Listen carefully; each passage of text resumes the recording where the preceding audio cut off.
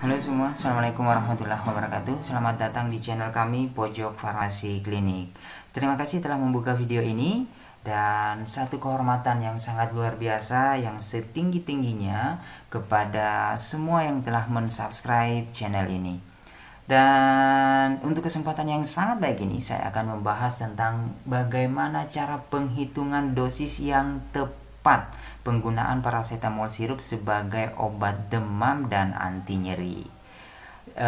Walaupun semuanya, Bapak Ibu, rekan-rekan, teman-teman semuanya backgroundnya bukan farmasi, akan tetapi saya menggaransi setelah menonton video ini, semuanya bisa tahu cara penghitungan dosis yang tepat.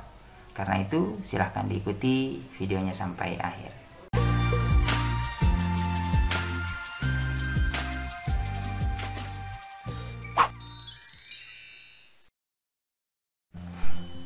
Oke, sebelum saya membahas tentang penghitungan dosis, ada dua hal yang ingin saya garis bawahi. Yang pertama, bahwa ternyata paracetamol itu tidak hanya digunakan sebagai obat penurun demam, akan tetapi ternyata bisa juga digunakan sebagai obat pereda rasa nyeri atau memiliki efek analgetik. Nah, bahasa farmasinya seperti itu. Kemudian yang kedua, bahwa untuk mencapai efek yang maksimal, ya, misal obat paracetamol tadi sebagai penurun demam dan pereda rasa nyeri, efeknya bisa maksimal jika penggunaan obatnya rasional. Nah, salah satu yang dilihat penggunaan obat yang rasional itu adalah dosisnya harus tepat. Maka penghitungan dosis itu harus tepat.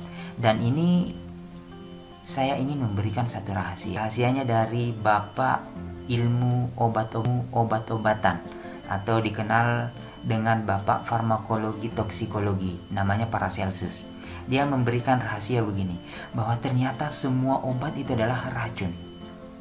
Semua obat itu adalah racun. Yang membedakan obat dengan racun itu adalah dosisnya.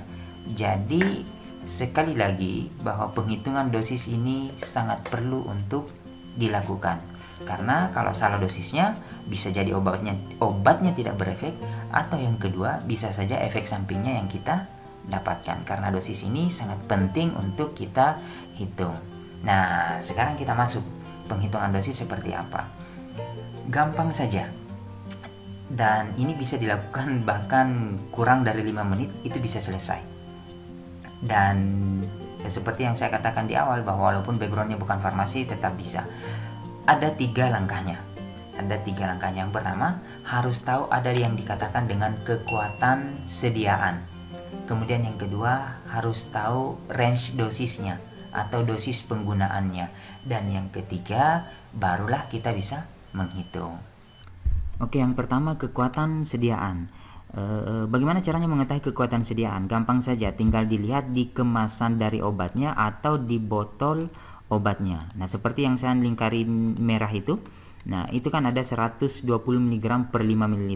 Nah, ini di kemasan obatnya. Di botolnya pun ada tertulis sirup 120 mg per 5 ml. Nah, itulah yang dikatakan dengan kekuatan sediaan. Artinya apa? Kalau saya ambil 5 ml dari botol sirup ini, ya, misalnya menuang di takaran obat, di sendok obatnya misalnya 5 ml saya ambil, maka akan ada 120 mg paracetamolnya. Dan begitu pula di contoh yang kedua, misalnya di paracetamol yang bermerek. Nah, itu tiap 5 ml mengandung paracetamol 120 mg. Nah, sama maknanya. Nah, di botol sirupnya pun ada. Jadi sangat gampang untuk mengetahui yang mana yang dikatakan dengan kekuatan sediaan. Ini menjadi penting sebentar untuk penghitungan dosisnya. Oke, contoh yang selanjutnya, misalnya yang drop, ya, ya. Kekuatan sediaannya pasti ada di kemasannya. Nah, di botol obatnya pun ada. Artinya setiap 0,6 ml itu ada paracetamolnya 60 mg. Artinya kalau saya mengambil 0,6 ml, nah itu akan ada paracetamolnya sebanyak 60 mg. Kalau saya perkecil, itu sama saja kalau saya mengatakan ada kalau saya mengambil 0,1 ml itu akan ada paracetamolnya 10 mg yang ikut di dalam 0,1 ml itu, sama-sama dibagi 6 ya. Sudah mengetahui tentang kekuatan sediaan. Yang kedua tentang dosis. Dosis ini tinggal dilihat di literatur saja.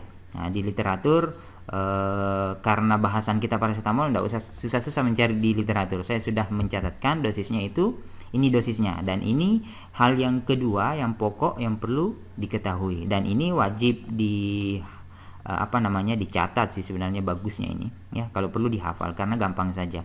Itu 10 sampai 15 mg per kilogram berat badan. Artinya apa? Kalau beratnya pasien atau beratnya anak itu 1 kilo, maka ini rentang dosisnya bisa diberikan 10 sampai 15 mg. Itu maknanya.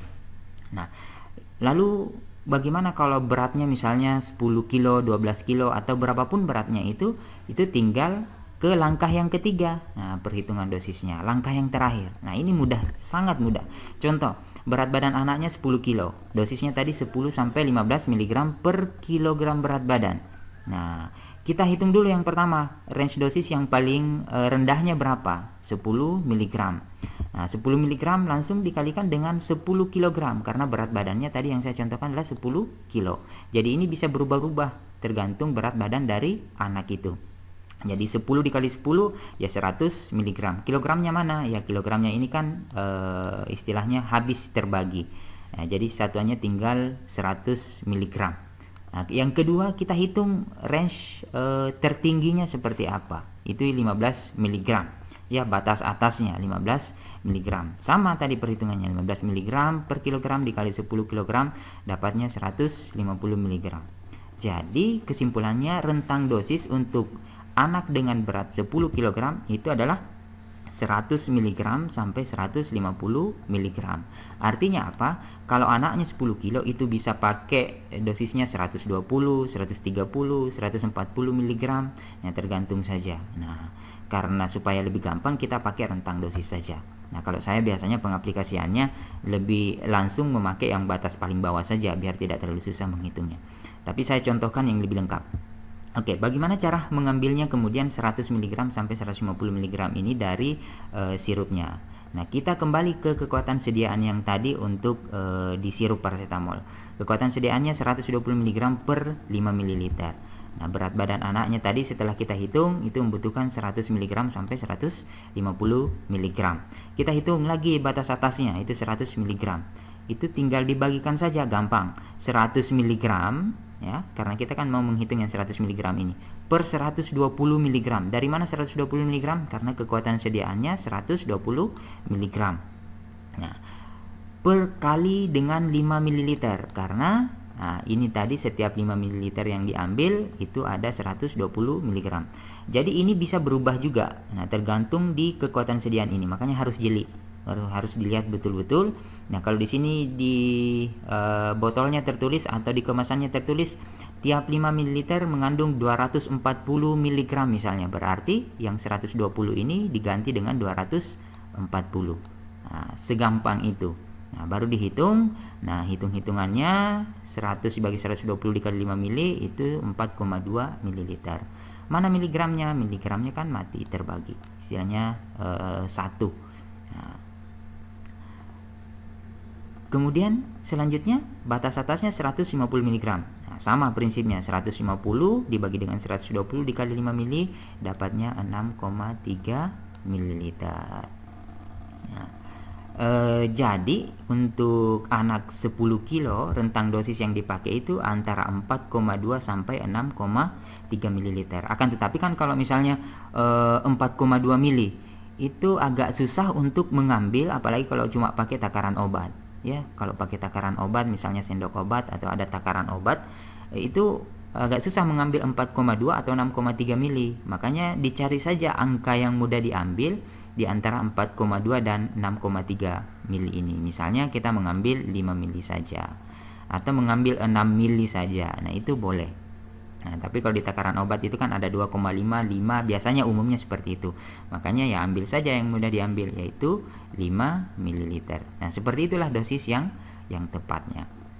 Logikanya seperti ini.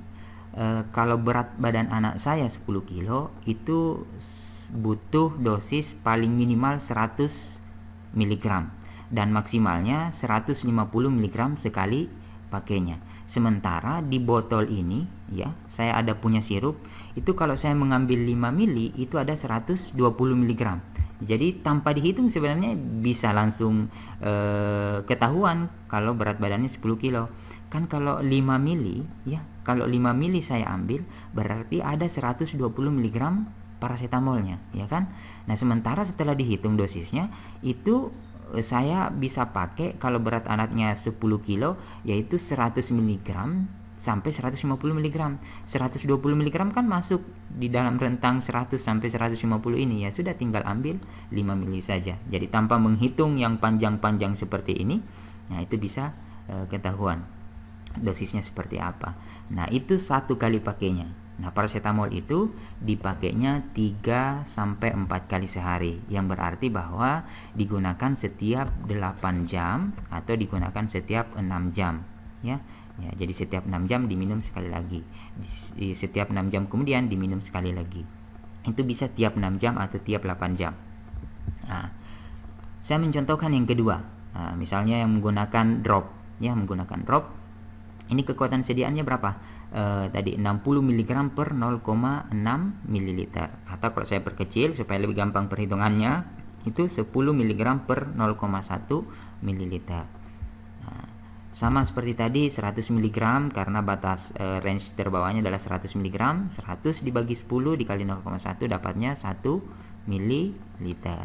Atau yang kedua range yang tertingginya itu 150 mg per 10 mg dikali 0,1 dapatnya 1,5 ml. Jadi dosis untuk anak ini diambil dari botol dropnya ini, ya ambil saja 1 sampai 1,5 ml. Nah, jadi segampang itu perhitungan dosis. Secara aplikatif biasanya kalau saya penghitungan dosis itu nggak sampai 1 menit bisa dihitungnya. Jadi misal beratnya 12 kilo, saya langsung mengambil tadi range dosis yang terendah, kan 10 sampai 15. Saya mengambil yang 10-nya saja, berarti 12 kali 10 saya butuh 120 mg. Nah kalau saya punya paracetamol yang drop ya, kalau tadi kekuatan sediaannya adalah kalau saya mengambil 0,1 mili ada 10 mg paracetamolnya. Berarti kalau saya butuh 120 mg, saya mengambil 1,2 mili. Selesai. Ya, sangat gampang kan? Nah, seperti itu. Jadi begitupun sebaliknya, misalnya anaknya bayi misalnya, bayi baru beberapa bulan. Seharusnya kan menggunakan drop, tapi tiba-tiba ya yang adanya cuma adanya paracetamol sirup. Ya sudah gunakan paracetamol sirup saja. Hitung sesuai dengan berat badannya, kemudian hitung juga berdasarkan kekuatan sediaannya. Jadi itu. Jadi tidak usah repot-repot pergi cari paracetamol yang drop atau yang susah-susah seperti itu. Jadi gunakan saja yang ada dengan berdasarkan perhitungan dosis itu. Jadi untuk perhitungan dosis seperti itu saya rasa mudah-mudahan ada manfaatnya, dan jika dirasa bermanfaat silahkan di-share sebanyak-banyaknya agar ilmu ini tidak berhenti di kalian saja, dan harapannya kita semua bisa berbuat baik, karena katanya yang paling baik diantara kita adalah yang paling banyak memberikan manfaat ke sesama. Cukup sekian untuk video kali ini. Sekali lagi mudah-mudahan bermanfaat dan sampai jumpa di video-video selanjutnya. Terima kasih. Baik.